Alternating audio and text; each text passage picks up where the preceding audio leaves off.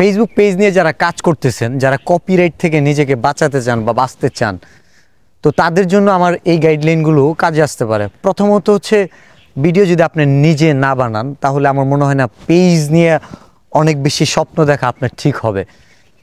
কারণ হচ্ছে অন্যের ফসল দিয়ে নিজের গোলা ভরা যায় না।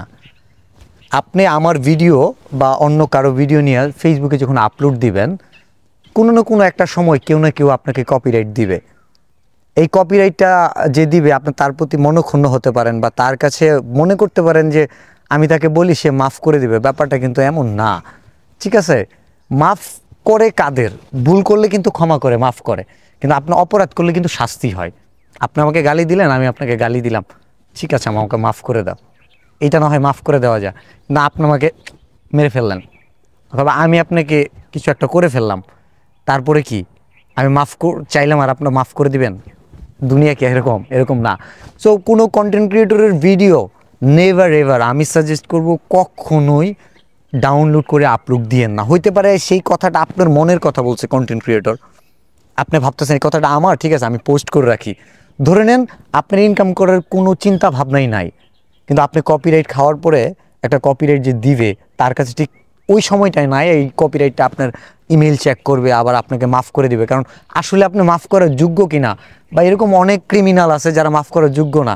সো ক্রিমিনালদের মাঝখানে আপনি যখন পড়ে যাবেন তখন আপনার এই সমস্যা নিয়ে কন্টেন্ট ক্রিয়েটরের খুব একটা মাথা ব্যথা হবে না। সো আপনি কি করতে পারেন, অন্যের ভিডিও না ছেড়ে নিজে ভিডিও বানাতে পারেন।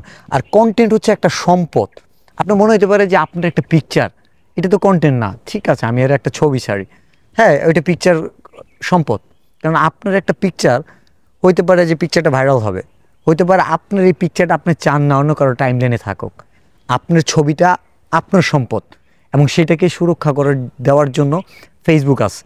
আপনার শুধু ছবি ভিডিও না, একজন রাইটার সে তো লেখালেখি করবে, সে হয়তো আমাদের মতো ভিডিও বানায় না, আপনার মতো ছবি ছাড়ে না, বাট তার লেখাগুলো সে কীভাবে নিজের সম্পত্তি হিসেবে রাখতে পারে সেটার জন্য রাইট ম্যানেজার একটা অপশন আছে, যেটাতে অ্যাপ্লাই করলে রাইট ম্যানেজারের অ্যাক্সেস যখন দেয় তখন তার একটা লেখা একটা লাইনও তার সম্পদ।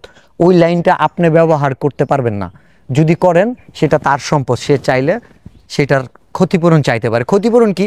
যখন রাইট ম্যানেজার কারণে আপনার ফেসবুক ওই লেখাটা বা ওই ভিডিওটা ওই ছবিটা রিমুভ করে দিবে, সরাই দিবে, তখন কিন্তু আপনার একটা ইস্যু চলে আসবে।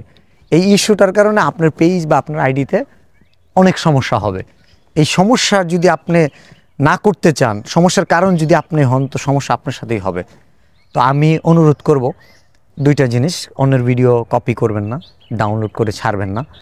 আর আরেকটা জিনিস সেটাও বলবো যে যদি ছেড়েও ফেলেন, যদি কপিরাইট চলেও আসে, আপনার ফলোয়ার্স কত লাখ, আপনার পেজে কত ডলার আছে বা আপনার আইডি কত শখের, এই কষ্টগুলো তাকে বুঝাইতে যান না। কারণ যেই কপিরাইট দিছে সে কষ্ট পাওয়ার পরেই কিন্তু অতটা পথ হাঁটছে। আমার কাছে মনে হয় এই ভুল পথে পানা ভাড়ায় আর সঠিক পথে থাকা উচিত। একটা আইডি থেকে যদি আপনি কপিরাইট খেয়ে যদি এখান থেকে শিক্ষা হন যে আপনার যার ভিডিওটা কপি করছেন সে আপনাকে ক্ষমা করলো না, তার মানে আপনি একটা অপরাধ করছেন, সেটা শাস্তি হিসেবে আপনার আইডি চলে যেতে পারে, আপনার পেজ নষ্ট হতে পারে, আপনার অনেক বছরের সময় এই কষ্টের যে যা অর্জন এটা ধূলিসাৎ হইতে পারে। কিন্তু আপনার এই ভুল থেকে যে শিক্ষা নিয়ে আগাবেন সেটা দিয়ে আপনি অনেক দূর যেতে পারবেন। আর আপনাকে মাফ করবে যে, আমি বলবো আপনাকে যদি মাফ করা হয় আপনাকে সবচেয়ে আরেকটা বড় ভুল করাবে। কারণ আপনার তখন ধারণা হয়ে যাবে না মাফ তাহলে পাওয়া যায়, মাফ তাহলে করে দেয় অনুনয় বিনিময় করলে।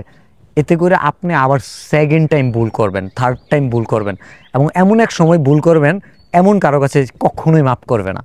মানুষ প্রাক্তন কি তো ক্ষমা করে না, আর ভিডিও চোরদের কীভাবে ক্ষমা করবে বলেন?